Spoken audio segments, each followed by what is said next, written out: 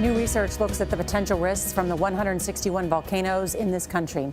The U.S. Geological Survey says the most dangerous is Hawaii's Kilauea, the Big Island volcano that's been erupting this year. Lava has destroyed about 600 homes so far. A total of 18 volcanoes in the U.S. are classified as very high threat. They are potentially destructive because of what's happening inside them and how close they are to people. Don Daler is here with the scientists concerned. And Don, this wasn't on my radar. Pretty interesting. Mine either. Good morning. Believe it or not, the U.S. is one of the most volcanically active countries in the world. And as more people choose to live near those volcanoes, there's a growing risk to lives and property. Kilauea's devastating lava flow started in May and didn't stop for weeks. Geologists say there are multiple factors that make a volcano like Kilauea especially threatening. John Ewart is a volcanologist with the U.S. Geological Survey. Very high threat volcanoes are volcanoes that tend to erupt in a big way, and they also tend to be volcanoes that have a lot of people and infrastructure nearby and many airplanes that are typically flying overhead. Ewart is the chief author of a new report that confirms 18 U.S. volcanoes are in that very high threat category. They include 4 in Washington state, including Mount St. Helens, which erupted in 1980.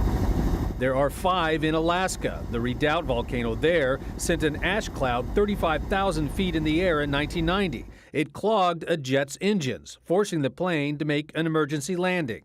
There are even 3 very high-risk volcanoes in California. When the state's Lassen Peak started erupting in 1915, it lasted for 3 years. While the risks are very high, geologists don't know when the next eruptions will occur. Because we're talking about explosive eruptions, we're putting what can be vast amounts of pulverized rock into the atmosphere, and this is going downwind and falling on people and cities and whatnot. Different volcanoes pose different threats. While Kilauea poured lava for miles, eruptions on the west coast can cause mud flows and spew ash over even greater distances. Because the prevailing winds over North America really blow from west to east, a volcano erupting in the Pacific Northwest or in California, that can send ash all the way to the east coast. Part of the importance of this study is so scientists can ask for funding more seismometers in needed areas, especially in the Northwest.